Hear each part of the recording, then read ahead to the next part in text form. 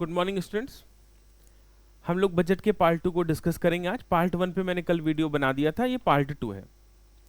इस डॉक्यूमेंट को तो आप भली भांति पहचानते होंगे। जैसे ही बजट आता है सब लोग इसको शेयर करना स्टार्ट कर देते हैं। हमारा आज का ऑब्जेक्टिव ये है कि इस डॉक्यूमेंट को पूरी तरह समझना। इस डॉक्यूमेंट को मैंने 2 भागों में बांट दिया। पार्ट 1 आज कर लेंगे, पार्ट 2 इसके नेक्स्ट वाले वीडियो में करेंगे, ठीक है। समझते चलते हैं। जैसे देखिए, गवर्नमेंट ऑफ इंडिया का टारगेट है विकसित भारत बाय 2047। अपने 75वें आज़ादी के दिन यानी 75th इंडिपेंडेंस डे के दिन गवर्नमेंट ऑफ इंडिया ने डिक्लेयर किया कि जब हमें आज़ादी के 100 साल पूरे हो रहे होंगे, 100 ईयर्स पूरे हो रहे होंगे, तो उस समय हम अपने आप को डेवलप्ड कंट्री के रूप में डिक्लेयर करेंगे। तो यही तो ना, 1947 में हम आज़ाद हुए और 2047 में हमें अपने आप को क्या करना है, विकसित भारत में कन्वर्ट करना है। तो ये बजट विकसित भारत 2047 के गोल को पूरा करने के लिए एक स्टेप है।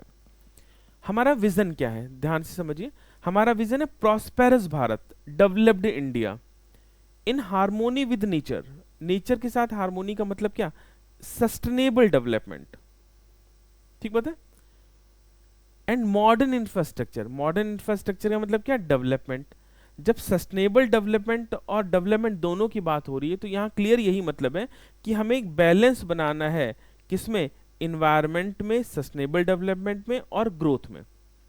तो the balance between growth and sustainable development, right, and opportunities for all, that is what, that is inclusive development. तो विजन हमारा क्या है कि हमें सस्टेनेबल डेवलपमेंट के साथ ग्रोथ मेंटेन करनी है और सभी के लिए अपॉर्चुनिटी इंश्योर करनी है। यही बजट का टारगेट रहा। यही 2047 में जो हमारा विजन है उसके लिए है। क्या है डेवलपमेंट मंत्र, सबका साथ सबका विकास, कॉम्प्रिहेंसिव डेवलपमेंट फॉर ऑल। सबका साथ सबका विकास सबका विश्वास। कल जब हम बजट पढ़ रहे थे तो हमने देखा 9th प्रायोरिटी के रूप में सरकार ने बोला नेक्स्ट जनरेशन रिफॉर्म। आपने जन विश्वास बिल के बारे में सुना होगा, सिटीजन सेंट्रिक सर्विसेज के बारे में सुना होगा। तो ये क्या है, हमें जनता का भरोसा भी जीतना है। हमें ऐसा विकसित भारत चाहिए जो विकसित भी हो और लोगों का पार्टिसिपेशन भी उसमें इंश्योर हो सकता हो। मैंने आपको बता दिया, इस पूरे डिस्कशन का ऑब्जेक्टिव ये है कि इस डॉक्यूमेंट को यूपीएससी प्रीलिम्स और मेंस के अकॉर्डिंगली आप कैसे यूज कर पाएंगे। यहाँ पे एक नया शब्द जोड़ा गया, सबका प्रयास। सबका साथ सबका विकास, सबका विश्वास और सबका प्रयास। यानी गवर्नमेंट इस बात को बिल्कुल पूरी तरह से मानती है कि बिना सिटीजन के पार्टिसिपेशन के कुछ भी नहीं हो सकता है। अगर सबका साथ होगा, सबका विकास होगा और सबकी भागीदारी होगी, सबका भरोसा होगा, तब तो हम 2047 में डेवलप्ड इंडिया के गोल को अचीव कर पाएंगे।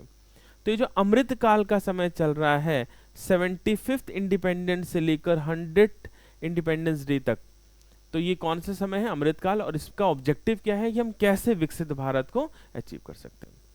अब इसको इंश्योर करने के लिए हम हर बार बजट देंगे, अलग अलग तरह की स्कीम्स को बनाएंगे। तो सबसे पहला जो टॉपिक इस बजट में डिस्कस किया इन लोगों ने, वो बोला पीपल सेंट्रिक इंक्लूसिव डेवलपमेंट। यानी देखिए, सबका विश्वास कब होगा, जब सर्विसेज ऐसी होंगी कि जो लोगों को केंद्रित करती होंगी, और इंक्लूसिव डेवलपमेंट सबका विकास। तो सबका साथ और सबका विकास, people centric inclusive development, clear. तो सरकार ने ये तय किया कि हम हर फॉर्म के इंफ्रास्ट्रक्चर डेवलप करेंगे, फिजिकल डेवलप करेंगे, डिजिटल डेवलप करेंगे और सोशल डेवलप करेंगे। और इसे नाम दिया सब्सटेंटिव डेवलपमेंट, एक महत्वपूर्ण विकास। Substantive development of all forms of infrastructure, physical, digital and social. ये भी तय किया गया कि डिजिटल इंफ्रास्ट्रक्चर बढ़ाने के लिए हम लोग डीपीआई को करेंगे और फाइनेंशियल इंक्लूजन बढ़ाएंगे। एक बात हमें समझनी होगी कि हमें हर काम करने के लिए, अपने एजेंडे को अचीव करने के लिए पैसे की जरूरत पड़ेगी।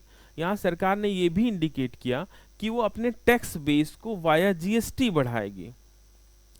आसान बात है, सब समझ लेंगे, टैक्स बेस बढ़ाएगी। यहाँ पे महत्वपूर्ण क्या है, टैक्स बेस है क्या, और इससे एसोसिएटेड क्वेश्चंस यहाँ पे पूछे जा सकते हैं। किसी को पता हो तो मुझे बताना।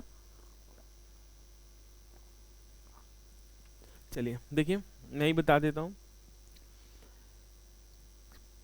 पूरे पॉपुलेशन में, जो पूरे देश में टैक्स पेयर्स हैं, सॉरी पूरी पॉपुलेशन, इसमें कितने लोग टैक्स पेयर हैं या कितने लोगों के ऊपर टैक्स इंसिडेंस है, इसी को क्या बोलते हैं, टैक्स बेस।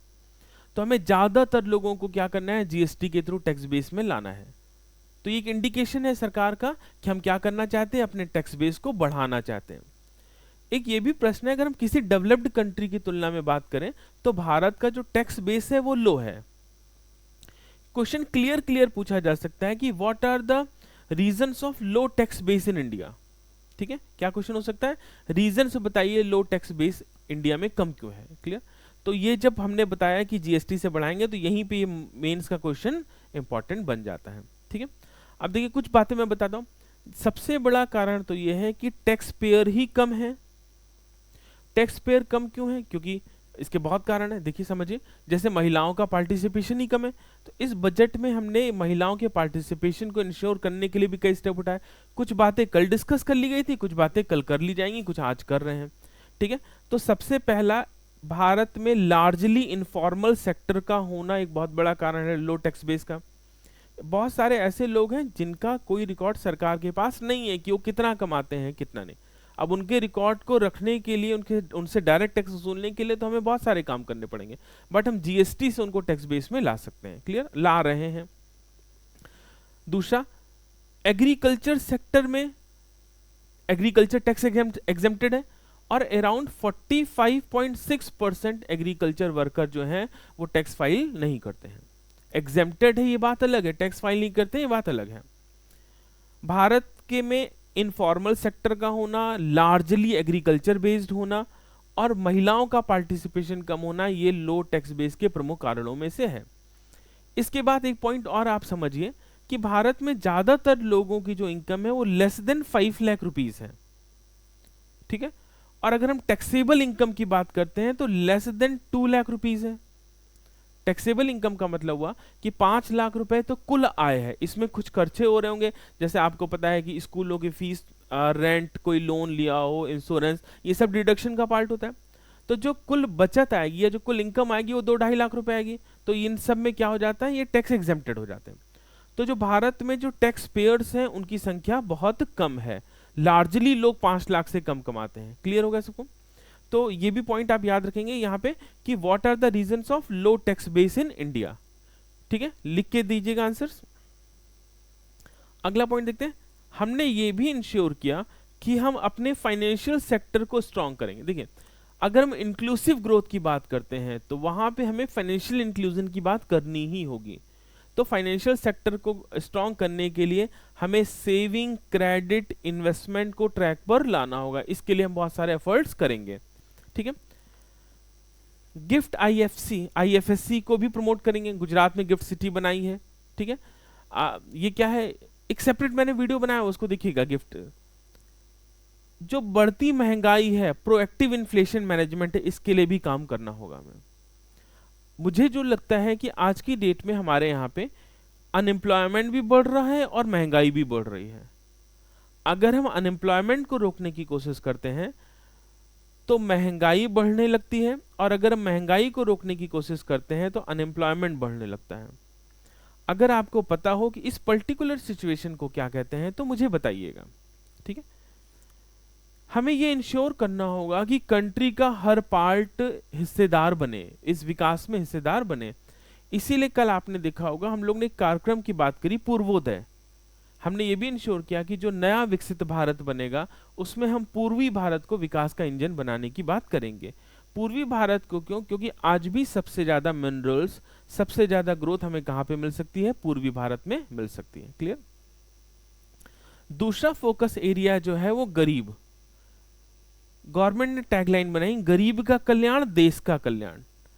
गवर्नमेंट ने बताया कि डायरेक्ट बेनिफिट ट्रांसफर से हमें बहुत सारे लाभ हुए। आपको ये भी पता होगा कि गवर्नमेंट की स्कीम जो इम्प्लीमेंटेशन होती थी उसमें लीकेज बहुत होता था। ठीक है, लीकेज का मतलब यह है कि सरकार ने किसी योजना के लिए 100 रुपए दिए और वो पहुंचते पहुंचते 5 रुपए हो गए। ठीक है, राजनीतिक बातें मैं इसलिए नहीं करूंगा क्योंकि इसमें विरोध होगा। तो डीबीटी से क्या हुआ, लीकेज कम हुआ और इससे सरकार की बचत में बहुत बढ़ी। एक जो बहुत अच्छा पॉइंट निकल कर आया है, जो यूपीएससी प्रीलिम्स के अकॉर्डिंगली बहुत इंपॉर्टेंट भी है, 25 crore people moved out of the multi dimensional poverty. 25 crore लोग, ये जो एमपीआई है इसके इंडेक्स के अकॉर्डिंगली अब गरीब भारत में और कम रह गए। इसको समझिए, थोड़ा सा मैं क्लियर नहीं कर पाया यहाँ पे।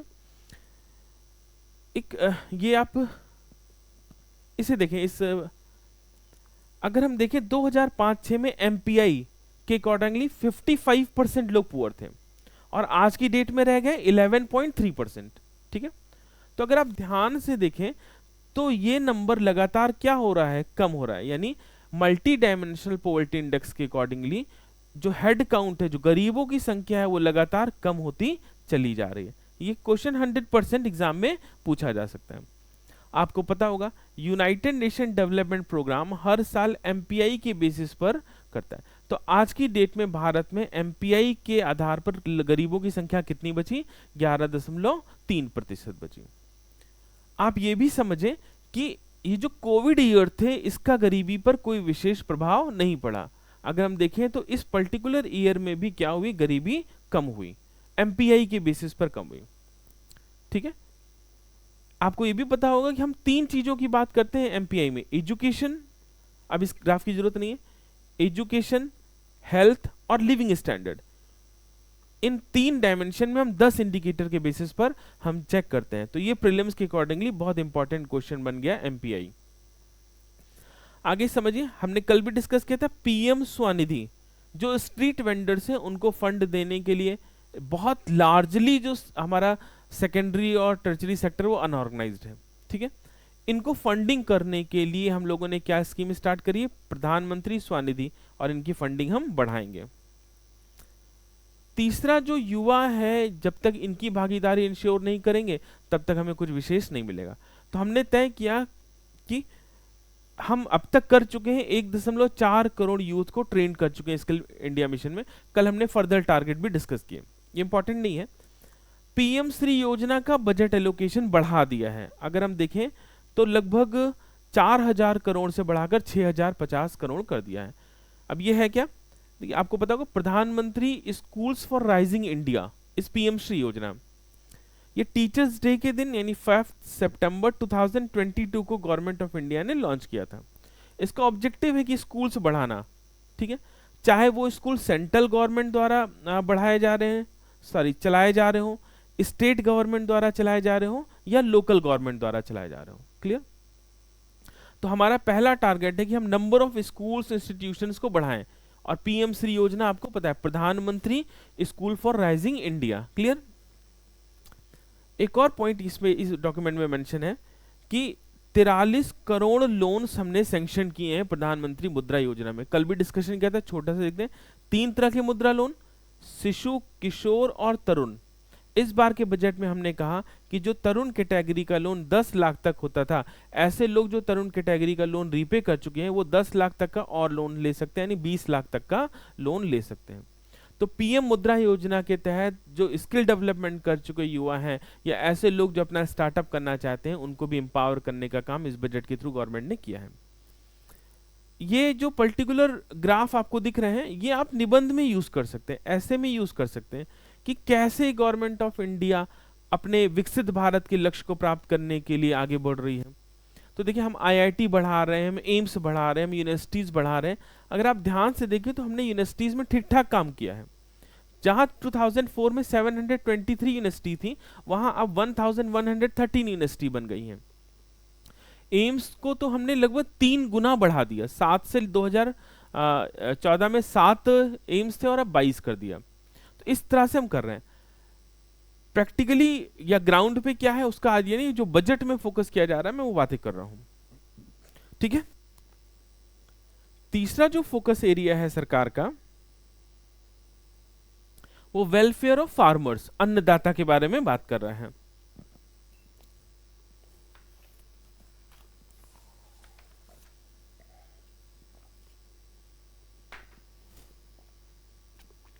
इसमें कोई विशेष बात नहीं है, समझने जैसा कुछ नहीं है। 2-3 स्कीम्स का डिस्क्रिप्शन है, पढ़िएगा। डायरेक्ट फाइनेंशियल असिस्टेंस दिया गया 11.8 करोड़ फार्मर्स को, पीएम किसान योजना। आपने देखा होगा ना कि जो भी किसान है उनको कुछ सम ऑफ मनी आई थिंक 3,000 रुपये दिया जा रहा है प्रधानमंत्री किसान योजना के अंतर्गत, तो वो हमने 11.8 करोड़ फार्मर्स को दिया। हमारा जो लक्ष्य है कि किसानों की आय डबल करना है या विकसित भारत अचीव करना है, उसमें अन्नदाता का बड़ा रोल है, तो ये पॉइंट आप वहां पे नोट कर सकते हैं। क्रॉप इंश्योरेंस पीएम फसल योजना के अंतर्गत 4 करोड़ फार्मर्स को हमने कवर किया, ठीक है। ई नैम कई इलेक्ट्रॉनिक मंडियों को ओपन किया जिनका ट्रेड वॉल्यूम बढ़ता चला गया। राइस में बहुत सारी ग्रोथ हुई, वीट में बहुत सारी ग्रोथ हुई, सब अपने आप पढ़ लीजिएगा, इसमें कुछ विशेष नहीं है। आगे बढ़ते हैं हम लोग।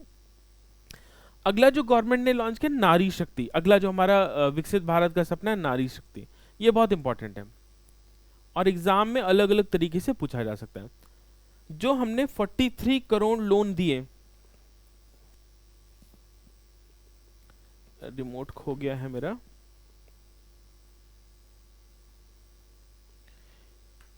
43 करोड़ में 30 करोड़ मुद्रा लोन्स हमने किसको दिए हैं? वुमेन एंटरप्रेन्योर्स को दिए हैं। ये बड़ी बात है। हमने अभी पीछे भी पढ़ा, टैक्स बेस्ड लो होने का कारण वुमेन का पार्टिसिपेशन कम है और हम चाहते भी हैं कि हमारी इकोनॉमी को प्रॉपर ग्रोथ करने के लिए वुमेन पार्टिसिपेशन या लेबर फोर्स में फीमेल का पार्टिसिपेशन बढ़े। क्लियर?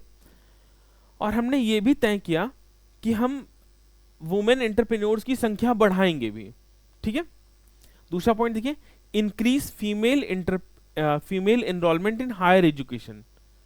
हमने पिछले 10 सालों में जो हायर एजुकेशन में महिलाओं का एनरोलमेंट था उसको 28% बढ़ा दिया, ठीक है। ये सारे क्वेश्चन एक सारे जो स्टेटमेंट लिखे हैं वो एक ही क्वेश्चन का पार्ट हो सकते हैं, ऐसे पूछा जा सकता है इसको।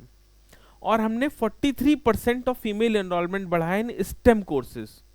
अगला शब्द निकल कर है स्टेम कोर्सेज, तो science, technology, engineering, mathematics courses में महिलाओं का जो एनरोलमेंट है वो कितना बढ़ा? 43% बढ़ा। क्लियर? हम का मतलब गवर्नमेंट ऑफ इंडिया पूरी तरह से इस बात पे फोकस है कि हमें महिलाओं का पार्टिसिपेशन बढ़ाना है। महिलाओं का पार्टिसिपेशन लगातार बढ़ भी रहा है, बट यहाँ अभी भी अगर हम और किसी कंट्री की तुलना में, डेवलप्ड कंट्री की तुलना में बात करें तो अभी भी कम है। तो एक क्वेश्चन ये भी पूछा जा सकता है कि what are the reasons of low female participation rate. ठीक बात है।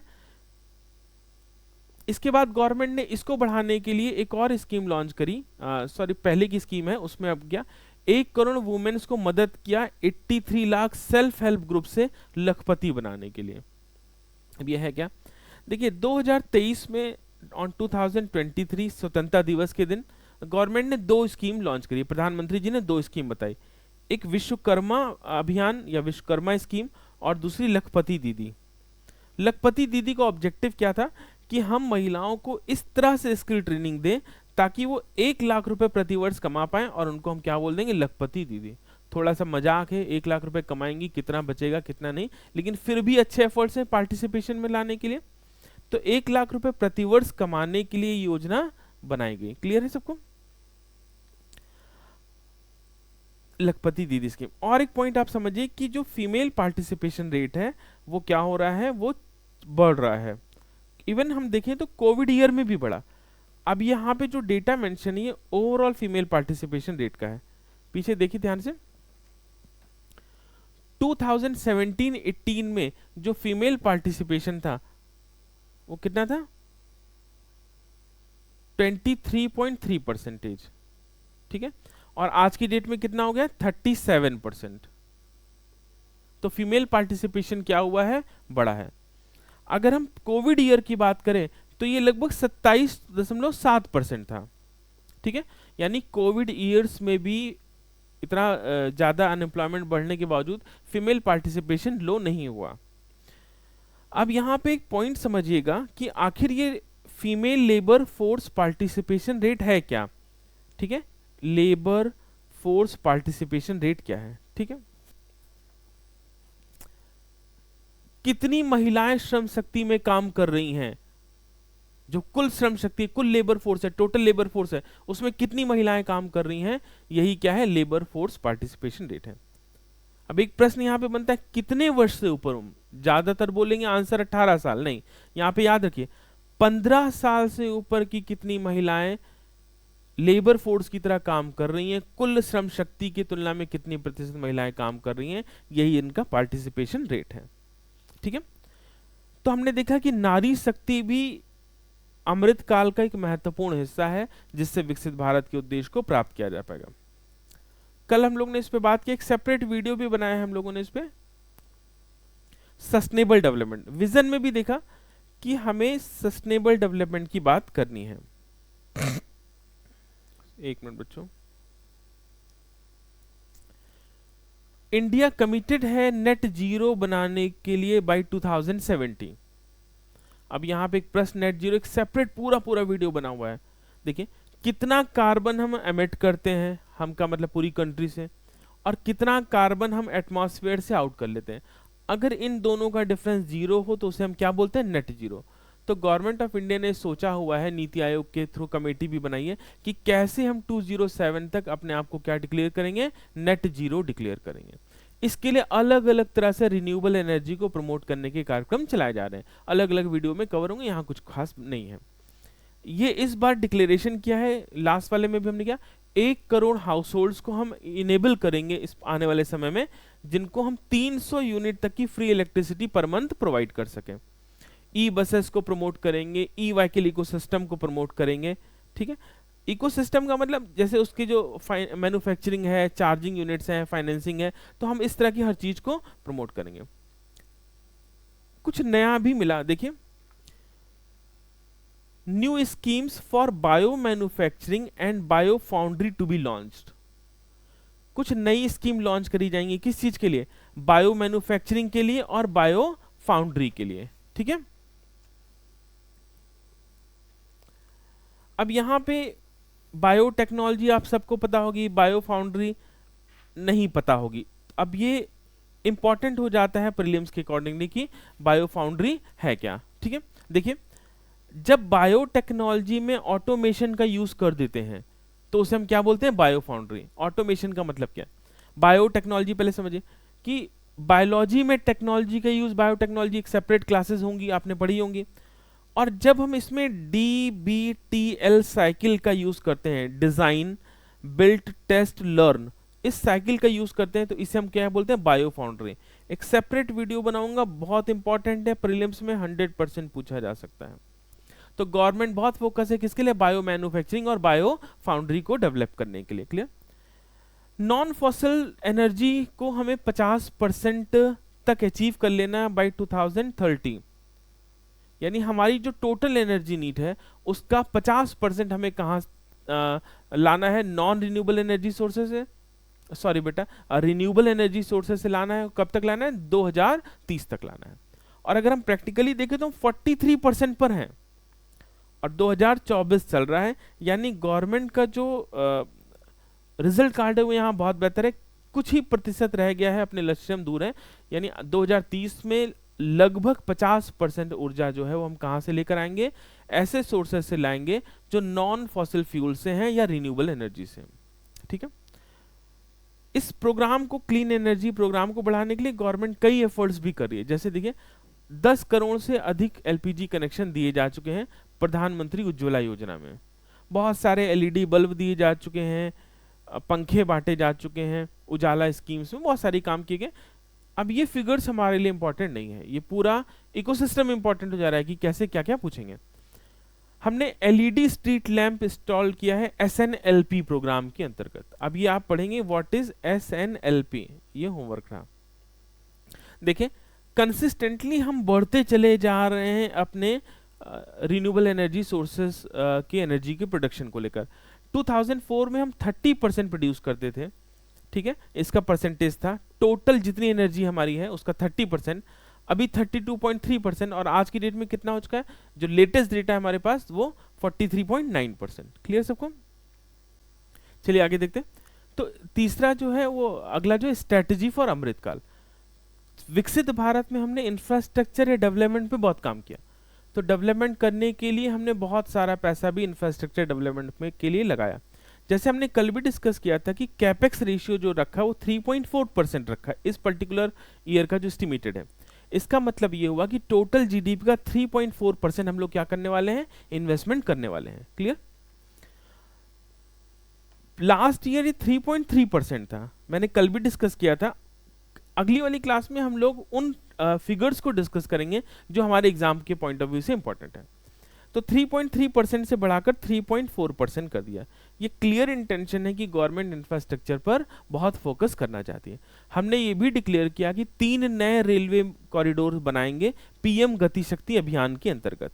ठीक है, गति शक्ति अभियान क्या है? गति शक्ति अभियान प्रधानमंत्री का एक प्रधानमंत्री गति शक्ति, जिसमें इन्होंने अलग अलग टाइप के कॉरिडोर बनाने हैं, रेलवे लाइंस बनाने हैं। ठीक है, यह एक नया कनेक्टिविटी प्लान बनाना है। क्लियर?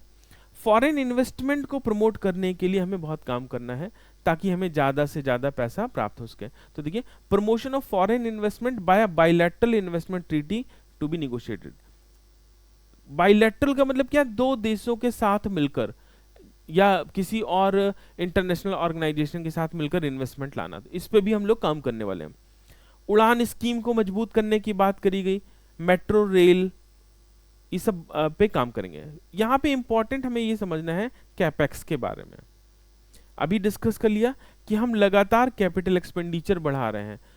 अगर हमें इंफ्रास्ट्रक्चर डेवलपमेंट करना है तो फंड हमें लाना होगा, और जीडीपी का कितना प्रतिशत लगा रहे हैं, यही क्या है? कैपेक्स है। तो देखें, पिछले साल देखें तो कुछ कम था 3.3, और इस बार देखें तो कितना हो गया? 3.4। एक और यहाँ पे ग्राफ बना हुआ है जो बहुत इंपॉर्टेंट है, इसको ध्यान से देखें कि एफडीआई इनफ्लो बढ़ गया है। अगर हम देखें तो लगभग डबल हो गया है। 2005 से लेकर 14 तक 298 बिलियन था, और 2014 से 23 तक 596 बिलियन। तो 10 सालों में जितना पैसा फॉरेन से हमारे आया है, फॉरेन डायरेक्ट इन्वेस्टमेंट, विदेशों से आने वाला ऐसा पैसा जो इकोनॉमी में डायरेक्ट लगा हुआ है, उसको क्या बोले? एफडीआई। डायरेक्ट लगे होने का मतलब क्या है कि शेयर बाजार में नहीं लगा हुआ है, इससे कुछ ना कुछ फिजिकल इंफ्रास्ट्रक्चर डेवलप किया गया है। ठीक है, हम लोग बेसिक लेक्चर में डिस्कस कर चुके हैं एफडीआई, एफआईआई, इनके बारे में। तो हमने देखा कि 10 सालों में ये नंबर कितने हो गए? लगभग डबल हो गए हैं। ये एग्जाम के अकॉर्डिंगली पूछा जा सकता है क्वेश्चन। ठीक है, कुछ और ग्राफ निकल कर आए हैं, देखिएगा आप इसको, और इसको आप एक जगह नोट कर लीजिएगा। ये आपको ऐसे लिखने में या किसी आंसर को लिखने में काम आएंगे। याद रखने की जरूरत नहीं, अप्रोक्सीमेट याद रखने की जरूरत है। जैसे देखिए, हमने फाइनेंशियल ईयर 2015 की तुलना में 22 तक हाईवेज में कितने ग्रोथ किए। ठीक है, कार्गो में कितना शिफ्ट आया, कितना रेलवे रूट को इलेक्ट्रीफाइड किया, एयरक्राफ्ट के मूवमेंट कितने बढ़ाए, और नंबर ऑफ एयरपोर्ट कितने डेवलप किए। तो ये बहुत इंपॉर्टेंट है। ठीक है, अगली जो हमने बात करी अमृत काल के लिए, वो इंक्लूसिव डेवलपमेंट के लिए बात करी। अगेन, इंक्लूसिव डेवलपमेंट का सीधा सा मतलब ये है कि हम कितने लोगों को अपने साथ लेकर चल सकते हैं, अपने लास्ट क्वाड्रेंट को अपने साथ लेकर चलना, या समाज का जो सबसे आखिरी हिस्सा है उसको लेकर चलना। इंक्लूसिव डेवलपमेंट, फाइनेंशियल डेवलपमेंट भी करना, सोशल डेवलपमेंट भी करना। तो इंक्लूसिव डेवलपमेंट में फाइनेंशियल इंक्लूजन ऑटोमेटिकली इंक्लूडेड। और इंक्लूसिव डेवलपमेंट के ऑब्जेक्टिव तभी अचीव कर सकते हैं जब हम हेल्थ पर भी काम करें। तो हेल्थ के लिए बहुत फोकस है। सर्वाइकल कैंसर के वैक्सीनेशन को इनकरेज किया जाएगा। पूनम पांडे का डायरेक्टली प्रभाव पड़ा कि 9 से 14 साल तक की महिला बच्चियों में सर्वाइकल कैंसर के लिए वैक्सीनेशन किया जाएगा। ठीक है, यहाँ पे ये पर्टिकुलर टाइप का कैंसर आज की डेट में हमारे एग्जाम पॉइंट ऑफ व्यू से भी इंपॉर्टेंट है। ठीक है, आंगनवाड़ी, पोषण अभियान, इस तरह के कार्यक्रमों को मजबूत करके हमें बच्चों को अर्ली चाइल्डहुड को बहुत मजबूत बनाना होगा ताकि देश का एक मजबूत भविष्य बनाया जा सके। मिशन इंद्रधनुष के लिए प्लेटफॉर्म है, उसके थ्रू हमें इसके कवरेज को और बढ़ाना होगा। आयुष्मान भारत स्कीम आपको पता ही होगा, इसका लिमिट हम लोगों ने बढ़ाया, इसका हेल्थ कवरेज बढ़ाएंगे। आशा के बारे में बात किया गया, आंगनवाड़ी और इनके, ये सब पॉइंट बस नोट करने वाले, इसमें कुछ डिस्कशन करने जैसा नहीं है। अगला देखते हैं इंक्लूसिव डेवलपमेंट। अभी मैंने बात की सबको घर देना, तो गांवों में भी घर देना और शहरों में भी घर देना। 3 करोड़ घर दे चुके हैं और अगले 5 सालों में हम 2 करोड़ घर और देने वाले हैं। ये क्वेश्चन बन सकता है कि होमलेसनेस और लैंडलेसनेस को दूर करने के लिए गवर्नमेंट के एफर्ट्स डिस्कस करिए। ठीक है, गवर्नमेंट इस स्कीम को भी लाना चाहती है कि जिससे मिडिल क्लास को भी मदद कर पाए वो अपने घरों को बनाने के लिए। इसके लिए भी बजट में एलोकेशन किया गया है। टूरिज्म को प्रमोट किया जाएगा, जितना टूरिज्म प्रमोट होगा उतना ही हमारी फॉरेन इनकम बढ़ेगी। ठीक बात है। देखिए, एक बार क्वेश्चन पूछा गया एग्जाम में कि जो भारत में कॉमनवेल्थ गेम हुए, ठीक बात है, ये यूपीएससी में पूछा गया, ये कॉमनवेल्थ गेम इकोनॉमिक दृष्टि में क्या है, क्या ये इंपोर्ट है या एक्सपोर्ट है, या ऐसे दो ऑप्शन और थे। मुझे लगता है ये 2011 में पूछा गया क्वेश्चन, 2011 यूपीएससी में। तो जितना टूरिज्म बढ़ेगा उतना फॉरेक्स हमारे यहाँ आएगा, उतना फॉरेन करेंसी हमारे यहाँ आएगी। तो जब हम कोई चीज भेजते हैं तो पैसा आता है, तो ये क्या हुआ, काइंड ऑफ एक्सपोर्ट हो गई, क्योंकि हमारे यहाँ लोग आ रहे हैं। और इसीलिए G20 मीटिंग को हमने 60 अलग अलग जगहों पर किया, ताकि ये 60 अलग अलग जगहें पूरी दुनिया में दिखाई दें और हमें बहुत ज्यादा इसका फायदा मिले। क्लियर? हम स्टेट्स को फ्री लोन प्रोवाइड कर रहे हैं ताकि वो अपने यहाँ डेवलप कर सकें, पोर्ट कनेक्टिविटी बढ़ा रहे हैं, टूरिज्म इंफ्रास्ट्रक्चर बढ़ा रहे हैं, ये स्टेट के साथ साथ हम यूटीज में भी बढ़ा रहे हैं। क्लियर है सबको? लास्ट जो इस वीडियो का टॉपिक है वो फूड प्रोसेसिंग के सेक्टर में भी सरकार काम कर रही है। कल हम लोग ने डिस्कशन किया कि गवर्नमेंट ने कहा कि वो कई लैब इशू करेगी, बनाएगी, NABL के अंतर्गत उसको सर्टिफाइड करेगी और फूड इरिडेशन पर फोकस करेगी। ठीक है, फूड प्रोसेसिंग इंडस्ट्री को प्रमोट करना है। तो government will promote private and public investment in post harvest activities. Post harvest activities में क्या है, basically marketing, consumption marketing, food processing. तो इसको प्रमोट करने के लिए पब्लिक प्राइवेट इन्वेस्टमेंट को फोकस करेगी। तो ये भी बहुत अच्छा सेक्टर है आज की डेट में इन्वेस्टमेंट करने के लिए। सरकार ने कहा कि वो नैनो DAP को यूज करेगी एग्रोक्लाइमेटिक जोन में, हर एग्रोक्लाइमेटिक जोन में नैनो अब यहाँ पे एग्जाम एक बार पूछा भी जा चुका है, नैनो DAP है क्या, फिर इंपॉर्टेंट हो जाता है। तो आपको पता होगा कि ये एक लिक्विड स्टेज है, ये लिक्विड फॉर्म ऑफ DAP है, which is more eco friendly. ठीक है, सस्ती है, इको फ्रेंडली है, पॉकेट फ्रेंडली है और बहुत एफिशिएंट भी है। तो application of nano DAP exam का पार्ट हो सकता है। कल भी डिस्कशन किया, ऑयल सीड्स वगैरह के लिए आत्मनिर्भरता की बात करी गई और डेयरी डेवलपमेंट के लिए कुछ कॉम्प्रिहेंसिव प्रोग्राम बनाए गए। ब्लू रेवोल्यूशन यानी फिशरीज पे भी फोकस किया गया। इसका एक डेटा भी गवर्नमेंट ने दिया। जो ये फिगर्स हैं वो आपके लिए डायरेक्टली इंपॉर्टेंट है, इसको ध्यान से छोटे छोटे पॉइंट में बना लेंगे। अगर हमने कहा नहीं इंपॉर्टेंट है तो उसको स्किप भी कर सकते हैं। जैसे 2025 करोड़ रुपए ब्लू रेवोल्यूशन के लिए गवर्नमेंट ऑफ इंडिया ने दिए 2024-25 में, और इस बार के लिए एलोकेशन हुआ 2352 crore rupees. Clear? Food processing, fisheries, post harvesting, इस पे गवर्नमेंट का फोकस है। जाहिर सी बात है, विकसित भारत के लिए क्या चाहिए, अच्छा स्वास्थ्य चाहिए। अच्छा स्वास्थ्य हमें कैसे मिलेगा, अच्छा स्वास्थ्य हमें अच्छे खाने से मिलेगा। तो एग्रीकल्चर पे, फूड प्रोसेसिंग पे डेवलप करना 2047 के मिशन को अचीव करने के लिए जरूरी है। जो नेक्स्ट वाला वीडियो होगा उसमें हम लोग इन सारे पॉइंट्स को डिस्कशन करते हुए इन डेटा को डिस्कस करेंगे। ठीक है, ये पर्टिकुलर वीडियो जो अगला वाला होगा वो आपको निबंध में या इकोनॉमिक्स मेंस पेपर 3 में काम आएगा। कुछ प्रीलिम्स से भी क्वेश्चन यहाँ पे बन सकते हैं। क्लियर? मिलते हैं बच्चों नेक्स्ट वीडियो में।